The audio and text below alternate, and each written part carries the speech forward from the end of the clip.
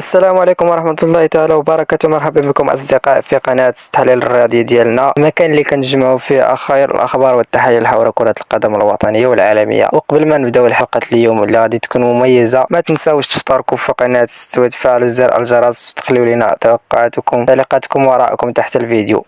اليوم غادي نهضروا على البداية القوية لمعسكر المنتخب المغربي، حضر فيه كبار اللاعبين استعدادا لمواجهة الغابون وليسوتو تصفيات كأس إفريقيا 2025. ما غادي نشوفوا شنو جديد سفيان بوفال، اللاعب اللي ما غاديش يكون حاضر مع المنتخب هذه المرة، فاش غادر نادي الريال القطري مسير وراء هذا القرار. ونبداو في تفاصيل الحلقة. بداية معسكر المنتخب المغربي شهدت توافد مجموعة من اللاعبين المهمين على مركز محمد السادس، من بينهم يوسف نصير، عز الدين أناحي، ويسين بونو، آدم أزنو. المنتخب كيستعد باش يواجه الغابون في ملعب أدرار بأكادير يوم السادس شتنبر، ومن بعد غادي يلعب ضد ليسوتو في نفس الملعب يوم التاسع شتنبر.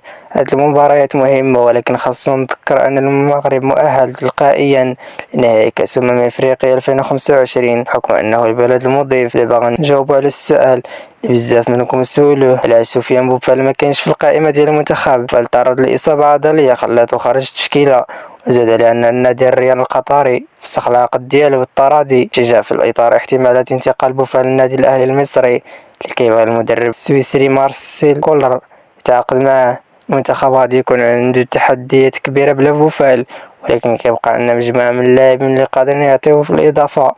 ونتمنى حظ موفق للمنتخب المغربي في المباريات المقبلة، ونتمنى كذلك الشفاء العاجل لبوفال. فهادشي اللي كاين في الحلقة اليوم. ما تنساوش تبارطاجيو الفيديو مع أصدقائكم، تخليونا آراءكم في التشكيلة كيفاش كتشوف مستقبل المنتخب في المرحلة الجاية.